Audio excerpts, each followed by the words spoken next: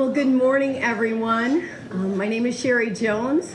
I'm a friend of Xavier's, and it's wonderful for me to be here with you on this beautiful spring morning to talk about something that's really, really important. And I know that when I'm just amazed at this turn. Xavier can do this, can he? At 10 o'clock in the morning. I think it's a conversation that is really, really worth having. Autism comes with a spectrum of syncrasies and idiosyncrasies that make everyone individual. And when dealing with police officers, I think there needs to be a lot of training and awareness and really sensitivity. There's cases that you can read about that things haven't always gone so well. And I think that's what makes today so great, is that we're taking an opportunity to come together, to listen, to be educated, and to really become sensitized to this growing population, not only here in Michigan, but across the nation. Thank you very much. So, met Xavier, obviously, here when I got to Lansing. He's a wonderful advocate, a great advocate, and that's how I actually started. That's why I'm standing here in front of you, was my advocacy for my youngest boy has autism.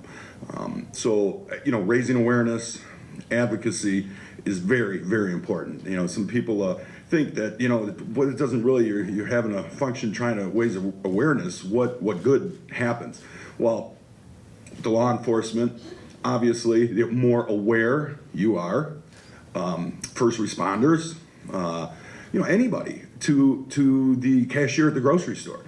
Just the awareness that individuals with autism, have challenges, but they're wonderful people too. And with a little bit of accommodations, they can live wonderful, dignified lives. So, all awareness, whether it's, for policing, first responders, for schools, very important. As you said, that, children with autism grow up, most likely, they're adults with autism. My son now is going to be 23. He's been immersed in the community the whole time. His whole life, he went to the, I had to advocate to get him to go to general education. They wanted to ship him to a special place, but through advocacy and awareness, he's a wonderful part of Allen Park's community, known and loved throughout. So just like Xavier. So this is what it takes. So I want to thank Xavier for promoting awareness, advocacy, and thank all of you for awareness and promoting awareness in the advocacy that you do. So thank you very much. I appreciate it. Well, good morning. I just wanted to spend a few minutes here with you this morning and talk a little bit on the law enforcement side and let you know how I met Xavier. For law enforcement, it's not a matter of if, but when we are going to have an interaction with someone, an individual, a loved one with autism. And when you look at the stats over the last 5 years, 1 out of 59 school-age children have some acceptance or interaction with autism on a level. 1 in 59. And I think everyone in this room knows a family member or a friend or someone you're associated with that has a loved one that is diagnosed with autism, and realize that they are very functioning in our community. And when you look about the interactions of law enforcement with all of our citizens, we have come a long way on how we police our communities and a better understanding when we have these interactions. But you hear from a lot of family members that have a loved one, their fear is that interaction with law enforcement because it might be taken as being disrespectful or argumentative. And I just want to read this fear that we hear quite often. A young man is diagnosed with high-functioning autism is pulled over for speeding. As the officer approaches the vehicle, the young man's anxieties kick in. Since his disability is not apparent, the officer notices the man fidgeting and deduces shiftiness or guilt, and then proceeds to suspect that something is wrong with this individual. When he questions the young man, his behavior by asking something is wrong, the autistic mind will take over and literally say, yes, something is wrong, you've pulled me over, and now I'm late for work. The officer then mistakes that truth as being flippant behavior or takes it as a deviant disrespect and a misrepresentation, misconstrued on what is trying to be accomplished during that interaction. And we know during that time period that someone that is diagnosed with autism, that their fine motor skills might have an impact on speech, their social interactions, they're unable to make eye contact, sensory issues with the flashing lights, maybe a siren was used, a flashlight in their eyes, or if for some reason the officer touches or reaches for that individual. And before you know it, the situation has gone down a totally different path. And I can tell you, just yesterday, I was overhearing a call for service, and at the end of the day, we had a young adult that, wasn't being very cooperative, but as we've kind of debriefed through the situation, and we said, well, when did he become uncooperative? Well, it was when the police officer started touching him and telling him that he needed to come with the police officer. And so every single day is an opportunity for us to do our job better. And I can't think of another better situation of how situations can go down a different path. I was recently doing a debriefing on the Parkland, Florida shooting, and they had one of the students that was there, and his brother was in one of the classrooms. And as you can imagine, as the tactical team is going through that school trying to locate the shooter, in a classroom was filled with, special needs kids. And if you can imagine seeing a SWAT team with flashlights and guns coming through a school, his brother was terrified that something was going to happen to those kids because they might have reacted differently, and law enforcement might have thought that the accused was in that classroom. So today, as we've been doing in law enforcement for a couple of years now, is really an opportunity for us to take a step back, is to research our own organizations, to review our training, and to educate our officers on a best way of handling highly functional individuals in our community that might have autism. So my time with Xavier, it's almost been 10 years since I've known Xavier, and I will tell you, he's passionate and very persistent. And I know everyone in this room knows what I'm talking about, but that's what you need for change, right? You need that change agent. You need that passion, that leader that's going to lead our community to make our law enforcement community a little bit better. So Xavier's going to roll out some great ideas here today, and this is what law enforcement is going to be looking to for him. When we talk about a card, when we talk about a visor identification, we talk about a license plate, but we also talk about awareness, education, and training. And so it has always been my honor and privilege to know Xavier. His photo album is amazing if you haven't had a chance to view it. But Xavier, thank you for pushing our profession to different levels because it is needed, and we are going to follow the coattails on your leadership. Thank you.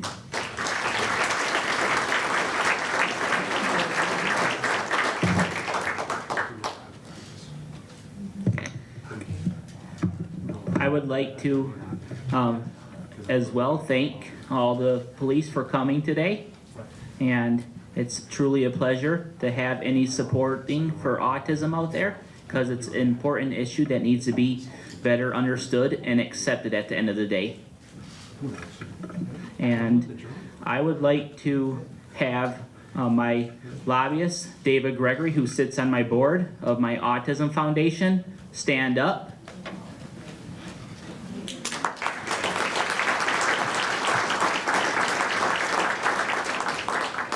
And David Gregory is helping me right now work on a bill that will introduce registration code for people with autism to voluntarily be able to register at Department of States, so that way the police knows they have autism when they get pulled over, and that way they're treated with respect and dignity and pride.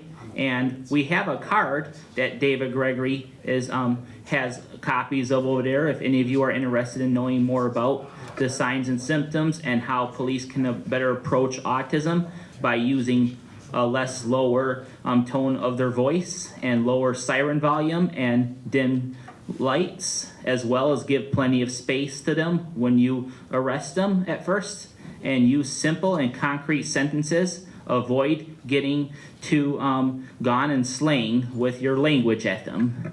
And there's many others, and we hope to raise understanding of autism by having that be more understood by police officers, because police, at the end of the day, are who is doing their job. The community member is always not going to be the one to know right away at first, like what the deal is, especially if someone has lower functioning autism. Higher functioning will be more like, okay, they might be not socializing very well and slow at coping skills, but they as well may have a target at understanding body languages. If you look like you're very serious at them or something, they may take it that you're immediately about to get them, rather than think that you're out to ask them a question simply, or know why, how can I help you? And firefighters need to learn the same principle, and so do Homeland Security agents at airports. And hopefully one day we can have Department of Homeland Security start letting special access for people with autism that has sensory overload to crowds and sound and light, so they can go past everyone and get where they need to go. And I would also like to special thank Sheriff Rigglesworth and Sheriff Tom Reich, as well as Chief Police Mike Yankowski, and as well as Kelly Rubish from the MSU Chief. And it is an honor and pleasure to have you supporting this cause to raise awareness. And if you would all like to stand, feel free.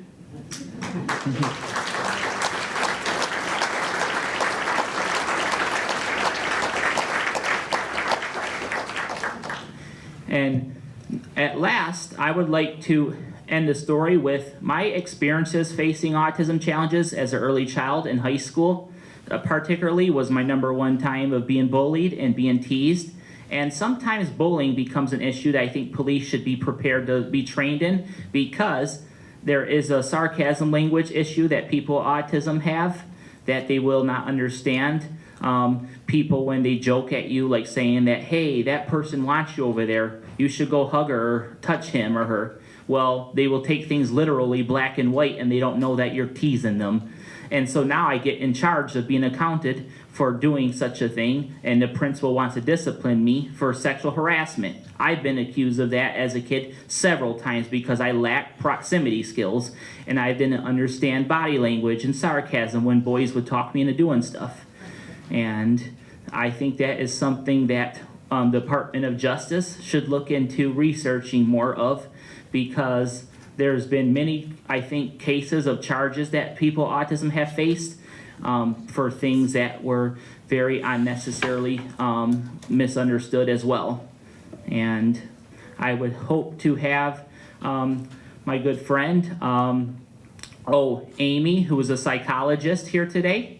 You could please stand, and she is helping me do the research and better explanation for children with autism to have their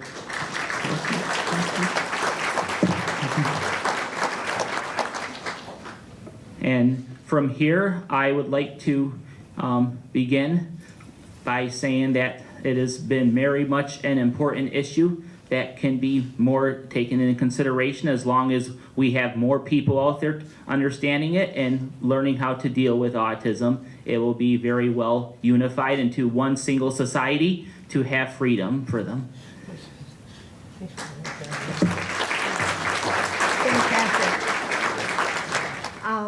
As many of my law enforcement partners have already discussed, this is a very important issue to be advocating about, and Many of our agencies are currently going through a lot of training of our officers, and as we're hiring in new, we want to make sure that we're providing them with this knowledge as well, so that we can provide fair and impartial treatment to those that we encounter with autism. And I just, as everyone else has said, really appreciate Xavier's efforts in this wonderful foundation that he has. It's important that we partner with Xavier as we move forward to see what ways that we can be able to make life a little bit easier for folks with autism when they come in contact with law enforcement. We know that, and even in the general population, it's always a little bit scary when you're all of a sudden being pulled over by a police officer, or maybe you're being encountered on the street. And we need to make sure that we're aware and we're training to the fact that there are often many people who this is going to be even out of the norm, very uncomfortable for because of their personal experience in having autism. So we need to recognize that and make sure that we are doing our best to be able to accommodate them as well. Thank you. Great job, thank you. And from here, I'd like to begin with the Lansing School Districts. To please come up front for 1 second to start a demonstration that takes literally about 5 minutes at most to train law enforcement on the body language and skills. I'd like to let you know that these students are from Lansing Everett High School, and we do have 2 student navigators here with us today that are paired with students with autism. Thank you, y'all did a fantastic job. And what would you like to say? What have you learned dealing with students that have some special needs? And they're terrific adults. Tell me what you've learned.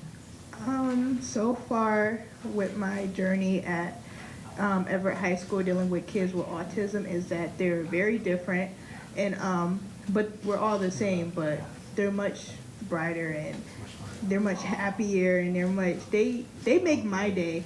And being a navigator is one of my favorite classes at Everett High School because I just get to laugh and enjoy and have a conversation, and I learn things from them and they learn things from me. So Tell me your name. my name is Laura Henson, and I am in 10th grade.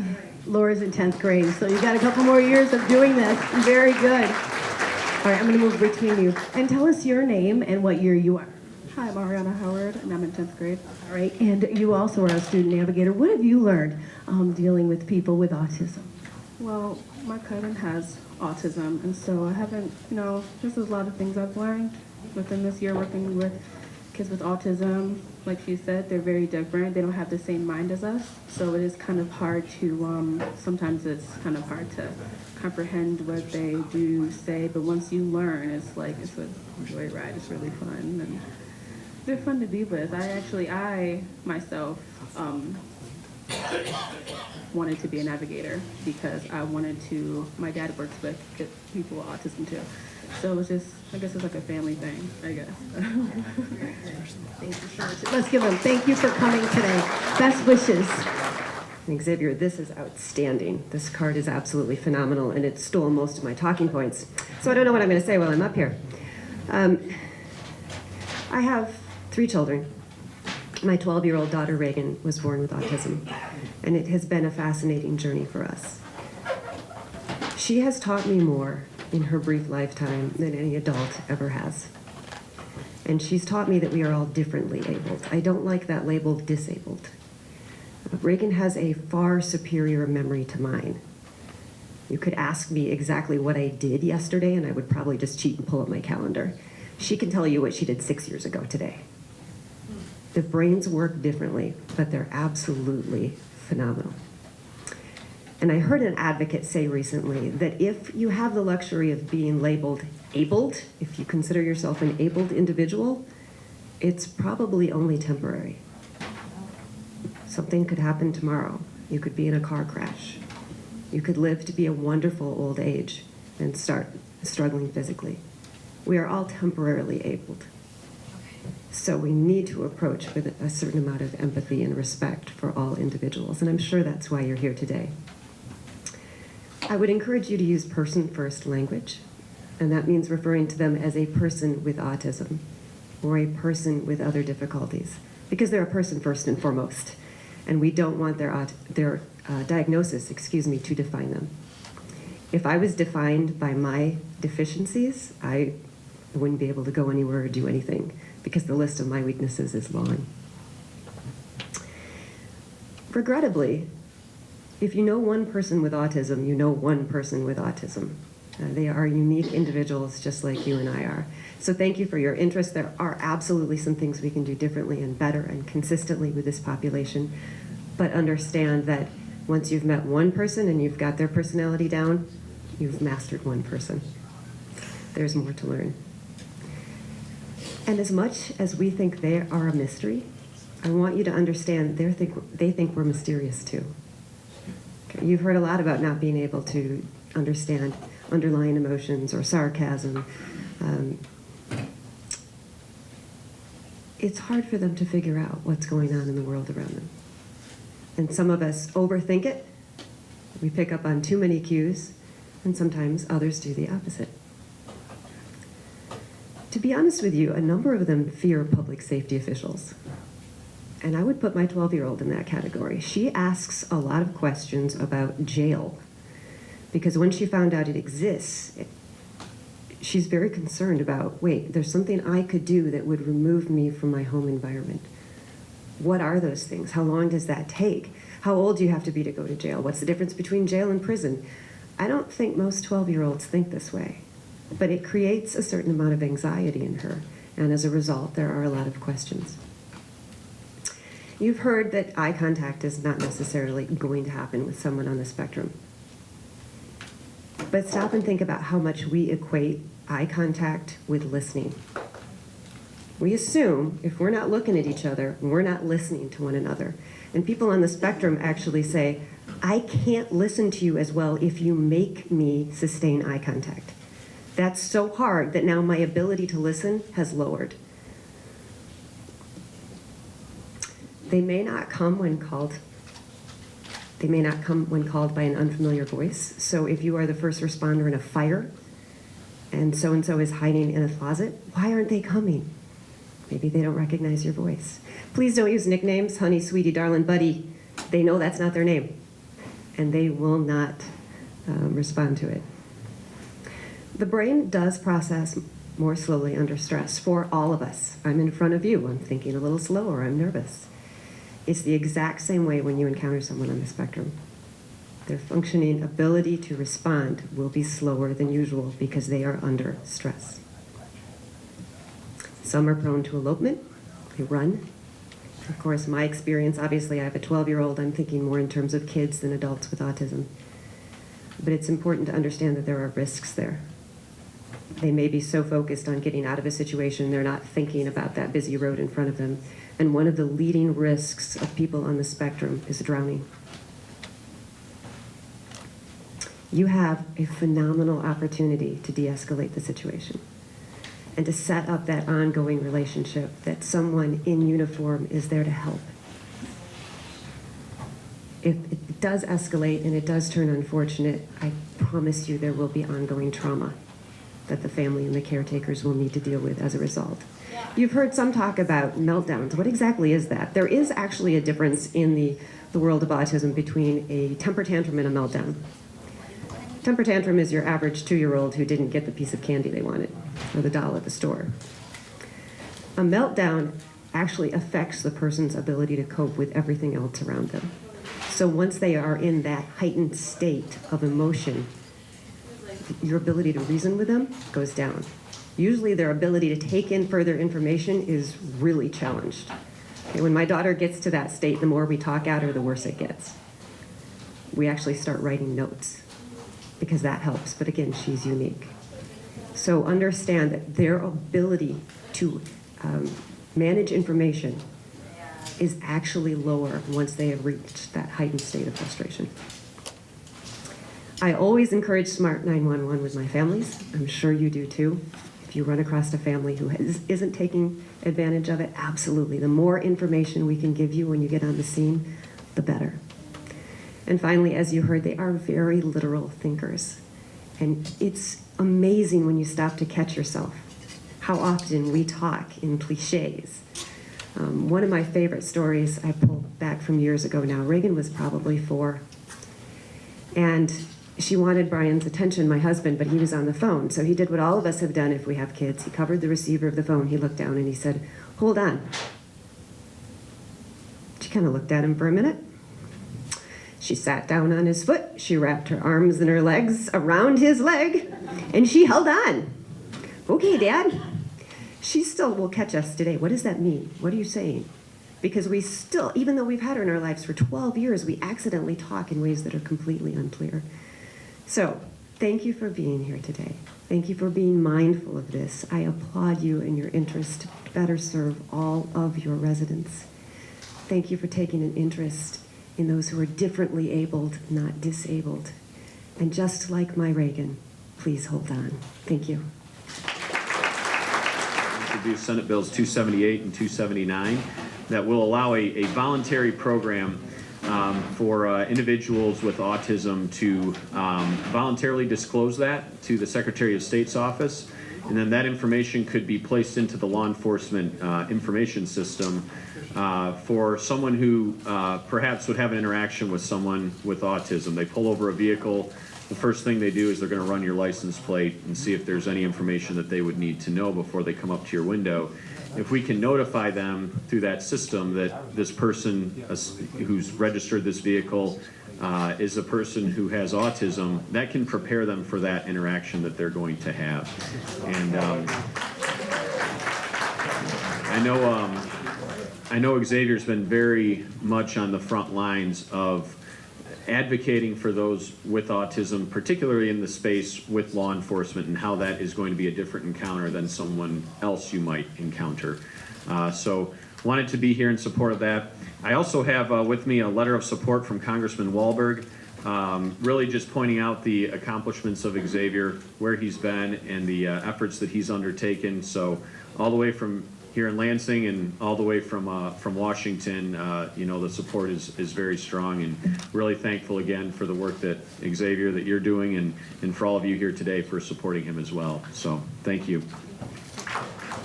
I could go over everything, but I don't think it's necessary. I think we get it. In law enforcement, especially in Eaton County, we have conducted training from specialists that our deputies can recognize autistic individuals, and we're going to continue that with new hirees. It's important. Xavier is a great individual. I met him 4 years ago, and very special man, and I do appreciate him as a friend. Thank you. Good morning. I appreciate being here. I'm here on behalf of the Michigan State Police, myself and my lieutenant, Darren Green. I tell you, this was wonderful. Xavier, wherever you are, these cards are wonderful. They really are. I learned a lot today. I'm sure we all did. My partners in law enforcement, was a great turnout. Glad to see everyone here. So thank you. Keep up the good work, and look forward to seeing you again, Xavier. And I want to thank law enforcement for being here today, for all that you do on behalf of an event like this, to partner with Xavier and the Xavier DeGroat Foundation. It's so important that we have that kind of collaboration, and it's just a testament to law enforcement and what they do in this state, in this country, and my hat's off to all of you. Thank you to all of you as well for being here. So nice of you to spend your time, to donate your time to be here today. I just want to tell you that as a young lawyer growing up, I was on both the defense and prosecution side, and I've seen so many different examples of this very issue as I've matriculated through the system. One of my very closest friends growing up was a person of autism. His name was Todd, and Todd accidentally nicked a car on the way out of a gas station, didn't even know it. Was driving down the street, and a police officer was off duty, chased him down, thought he was malicious in his intent, had no idea what he was going to confront, and it became kind of a very confrontational. It accelerated dramatically, and it scared Todd to the point where he just collapsed inside, and he wasn't able to defend himself, and he was charged. They gave him a breathalyzer test because he wasn't acting like someone normally would act. They then drew blood because the breathalyzer test obviously came back as negative. I saw Todd maybe 2 hours later after he had been booked, and he was reduced to tears, and I was the only friend that he had still at that age. We grew up together, same town still, and he had nowhere to go, and he came to me and told me the story. And when we finally got law enforcement together and the prosecutor together at our first court appearance, the law enforcement was very, very helpful and capable in addressing the issue. We resolved it because everyone knew at that point what was going on and why things accelerated the way they did. And this never would have happened because you have to have some sympathy for police officers who approach a situation like this. They have no idea what they're going to get to. Everybody they stop could be the end of their career, if not the end of their life. They approach every stop that way. So I really urge you to do whatever you can to support this effort. I think it's a great idea. And I'm grateful for Xavier for everything he does for autism and autism awareness. I want to say one more thing. I had the opportunity to introduce Xavier to the Vice President of the United States in the White House. And he came to the White House, and I want to just kind of share with you the reason why I'm telling you the story. The White House staff and I can't even tell you how many folks from the administration came down to basically, it was almost as though we were royalty. He was walking in laying palm leaves down. They all knew him. He was a celebrity. Unbelievable. I thought they were there to say hi to me, and it turns out they were there. But and then the vice president came in the room, and after their greetings, he kind of slipped in the background too, because it was all about Xavier. And it's a testament to him, to his efforts, to the so many people across this country that know him, that love him and appreciate him. And I'm so proud to be a part of it. Thank you so much for being here, and look forward to working with all of you in the future. Take care. Thank you, Mike.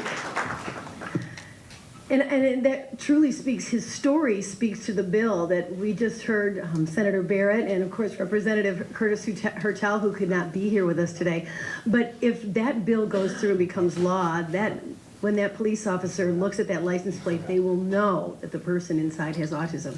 Totally voluntary, but just a beautiful segue to help us promote that legislation that is now proposed. And we'll be doing a story on that, I guarantee it. Do you have something? Yeah. Sheriff Rigglesworth has to leave here, and thank you for coming. He's one of my best hero police friends in here in Lansing. And I would like to quickly take a group team photo, all the police officers and law enforcement. If you could come up here in front of this.